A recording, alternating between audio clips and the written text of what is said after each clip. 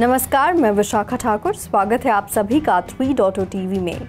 US trade के दौरान leading virtual digital assets में गिरावट आई और अब एशियन सेशन काफी शांत तरीके से शुरू होता दिख रहा है, क्योंकि इन्वेस्टर्स ने वेबसाइट सेमेफर की उस न्यूज रिपोर्ट को आत्मसात कर लिया है जिसमें कहा गया है कि बाइनेंस को फेडरल क्रिमिनल चार्जेस का सामना करना पड़ सकता है।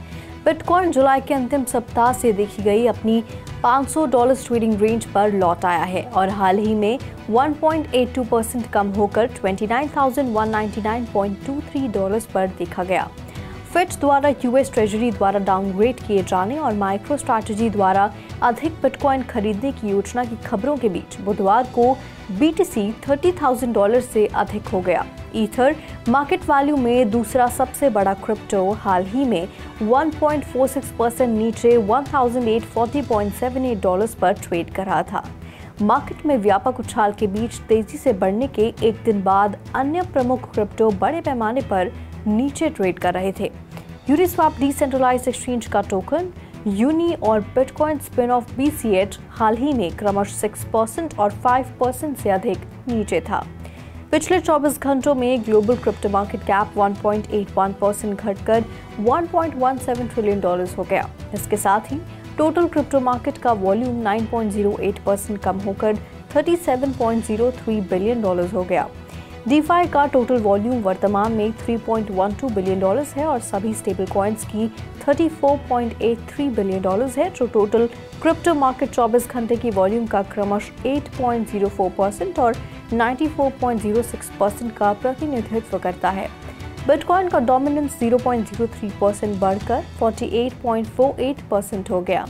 IC15 इंडेक्स टॉप 100 टोकन का बैरोमीटर 1.78% गिरकर 38,580 पर आ गया। इस बीच एनालिस्ट ने बताया कि करंट सिनेरियो में कई प्रभावशाली कारक काम कर रहे हैं, जिसमें corporate investments, regulatory advancements, macro economic shifts और ETF जैसे फाइनेंशियल प्रोडक्ट के माध्यम से बढ़ी हुई पहुंच की संभावना शामिल है। अगले साल का बिटकॉइन हार्विंग एक माइलस्टोन इवेंट है और प्राइस मूवमेंट के लिए पोटेंशियल कैटलिस्ट है। इस तरह के न्यूज़ इनफ्लो पर अपडेट रहने से ट्रेडर्स को वर्तमान में अवधि से बाहर निकलने में मदद मिल सकती है और रेंज ट्रेड से अस्पष्ट नहीं हो सकते, जो कि अधिक महत्वपूर्ण मार्केट मूवमेंट का प्रीकर्सर है। दुनिया की सबसे बड़ी स्टेबल कॉइन टेदर ने 2023 की दूसरी तिमाही में एसेट्स में 5.7% की वृद्धि के साथ $86.5 बिलियन की वृद्धि दर्ज की। ऑपरेशनल प्रॉफिट्स 30% बढ़कर $1 बिलियन से अधिक हो गया। यूएस ट्रेजरी बिल में कंपनी की टोटल $55.8 बिलियन की स्ट्रैटेजिक इन्वेस्टमेंट स्पेन की होल्डिंग से भी बेहतर परफॉर्म करती है। टेदर को ऑपरेशनल प्रॉफिट्स दुनिया के सबसे बड़े ऑपरेशनल प्रॉफिट्स ब्लैक रॉक के प्रतिद्वंदी हैं। टेदर के Q2 बिटकॉइन रिजर्व में $70 मिलियन की वृद्धि हुई, जिससे इसका स्टॉक $1.67 बिलियन हो गया। 15% बिटकॉइन इन्वेस्टमेंट की घोषणा के बावजूद कंपनी ने अब तक सिर्फ 7% एलोकेट किए हैं। टेदर का एक्सेस रिजर्व्स, जो कि दूसरी तिमाही के अंत में टोटल $3.3 बिलियन है, जो रिमार्केबल फाइनेंशियल रेजिलियंस को प्रदर्शित करता है, जो इसके जारी किए गए टोकन को समर्थन देने के लिए आवश्यक 100% रिजर्व से ऊपर मुनाफे का एक महत्वपूर्ण हिस्सा रखता है। यह निर्णय इसकी स्टेबल कॉइन प्रोडक्ट्स में सिक्योरिटी और रेजिलियंस जोड़ता है। क्रिप्टो एनालिस्ट अली मार्टिनेस के अनुसार जुलाई में $28 मिलियन से अधिक मूल्य के 3.3 trillion Shiba Inu token centralised exchanges से वापस ले लिए गए थे। सेंटिमेंट के चार्ट पर आधारित डेटा अवेलेबल सप्लाई में महत्वपूर्ण गिरावट दर्शाता है। जून में 87 ट्रिलियन टोकन सर्कुलेशन में थे। जुलाई के अंत तक ये आंकड़ा घटकर 83.39 ट्रिलियन हो गया। 19 जुलाई को 2 ट्रिलियन शिप टोकन ने एक्सचेंजों को छोड़ दिया, जो एक महत्वपूर्ण आउटफ्लो को दर्शाता है। ये बैंकरप्ट क्रिप्टो लेंडर वॉयेजर द्वारा billions of Shiba Inu tokens की सेल के कारण हुआ। शिप डेवलपर्स ने शिबेरियम ब्रिज का बीटा वर्जन जारी किया है, जो यूजर्स को इथेरियम नेटवर्क से शिबेरियम पर एसेट्स मूव करने की अनुमति देता है। ये layer 2 scaling solution token supply को कम करता है और कीमत भी बढ़ाता है। डीफाई लामा डेटा के अनुसार डीफाई सेक्टर में total value of locked assets पिछले 3 दिनों में 8% कम होकर $40.31 बिलियन हो गई है। 30 जुलाई तक डीफाई प्रोजेक्ट्स TVL की वैल्यू $43.81 बिलियन थी, लेकिन 31 जुलाई को दुष्ट खिलाड़ियों द्वारा मल्टीपल कर्व पूल को टारगेट करने के बाद इसमें महत्वपूर्ण गिरावट देखी गई। हैक के बाद क्रिप्टो करेंसी इन्वेस्टर्स ने की तरीकों का उपयोग करके अपने फंड टोटल $3 बिलियन से अधिक विड्रॉ करना शुरू कर दिया।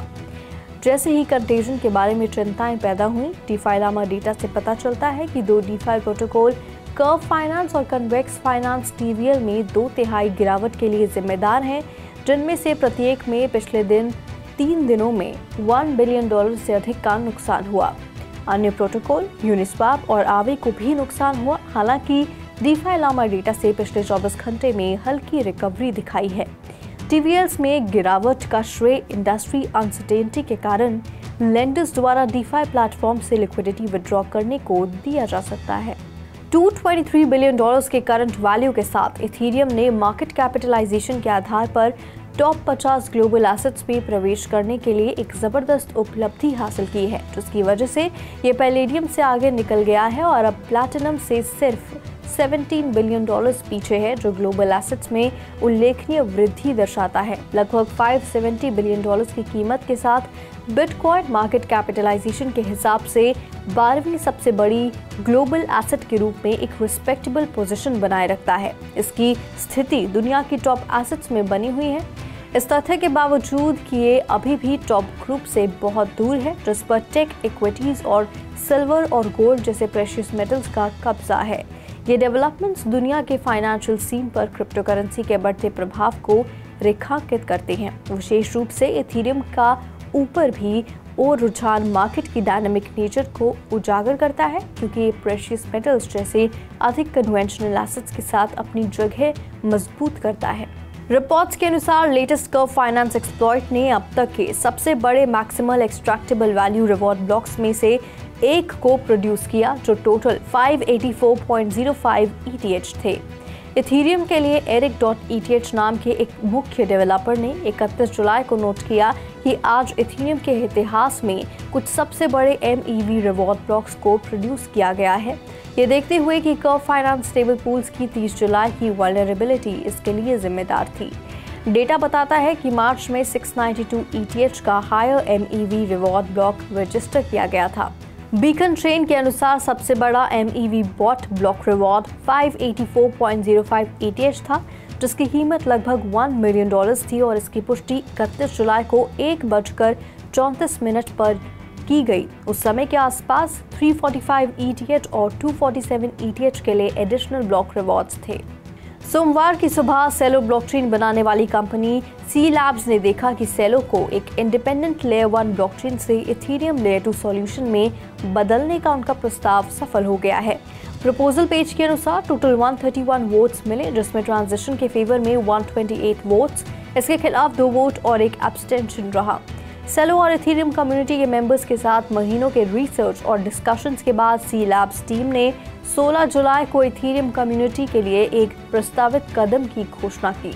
मॉडिफिकेशन का उद्देश्य सिक्योरिटी में सुधार करना, सेलो और इथेरियम के लिए लिक्विडेट शेयर करना और आसान बनाना और विकास को आसान बनाना है। सेलो पहले से ही इथेरियम वर्चुअल मशीन के साथ कंपैटिबल है, जिससे इथेरियम डेवलपर्स आसानी से मौजूदा ऐप्स को पोर्ट कर सकते हैं या समान टूल का उपयोग करके नए विकसित कर सकते हैं। बेनिफिट्स में मजबूत सिक्योरिटी एश्योरेंसेस, इथेरियम के लिए एक ट्रस्टलेस ब्रिज और सेलो और इथेरियम के बीच सिंप्लीफाइड लिक्विडिटी शेयरिंग शामिल है। शिबेरियम लेयर 2 जल्द ही अवेलेबल होगा और ऐसा प्रतीत होता है कि कुछ प्रमुख शिप खिलाड़ी तैयारी कर रहे हैं। ऑन चेन डेटा से पता चलता है कि हाल ही में समाप्त हुए जुलाई महीने के दौरान महत्वपूर्ण क्रिप्टो करेंसी एक्सचेंजों से लगभग $28 मिलियन वर्थ के शिप टोकन हटा दिए गए थे।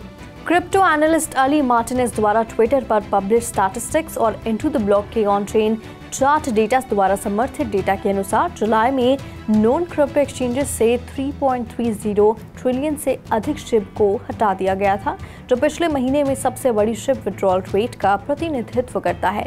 ग्राफिक पर मौजूद डेटा से ये भी पता चलता है कि महीने के अंत तक एक्सचेंजों में टोकन की सर्कुलेटिंग सप्लाई 86.69 ट्रिलियन से घटकर लगभग 83 ट्रिलियन हो गई।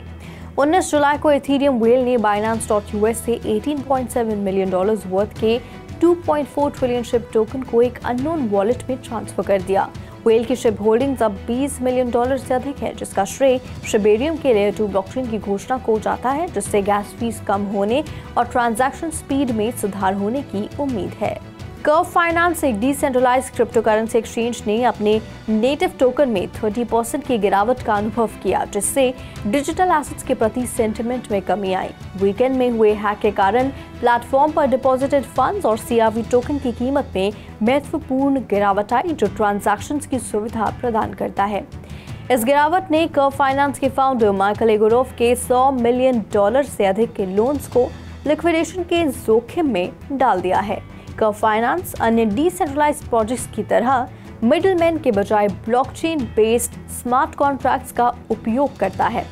Decentralised autonomous organisation DeFi projects चलाते हैं, जिसमें मेंबर्स की चेंजेस पर वोट करने के लिए अपनी टोकन का उपयोग करते हैं, जबकि एडवोकेट्स DeFi के डिजाइन की ट्रांसपेरेंसी की प्रशंसा करते हैं। ये घटना DeFi की निर्णय लेने की प्रक्रिया में एक दोष को उजागर करती है, जिससे कि हमेशा सही परिणाम नहीं मिल सकते हैं।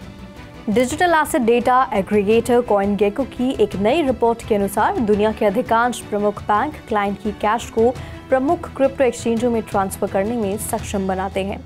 स्टडी इस बात की जांच करता है कि दुनिया के 50 सबसे बड़े बैंक 2 क्राइटेरिया के आधार पर कितने क्रिप्टो फ्रेंडली हैं। क्या वे बैंक के नेटिव प्लेटफॉर्म्स के भीतर क्रिप्टो ट्रेडिंग या ऑनबोर्डिंग सेवाएं प्रदान करते हैं, और क्या वे बैंक अकाउंट्स को कॉइनबेस, बाइनेंस या OKX जैसे प्रमुख क्रिप्टो एक्सचेंजों से लिंक करने की अनुमति देते हैं।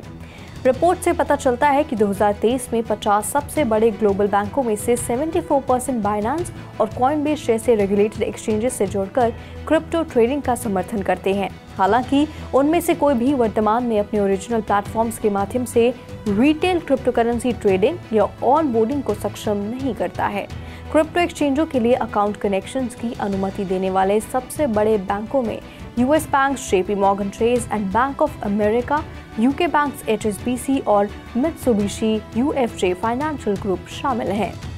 आज के लिए बुलेटिन में फिलहाल इतना ही। ऐसी ही ताज़ा अपडेट्स के लिए लॉग ऑन कीजिए हमारी वेबसाइट www.3versetv.io पर या फिर स्कैन कीजिए QR कोड।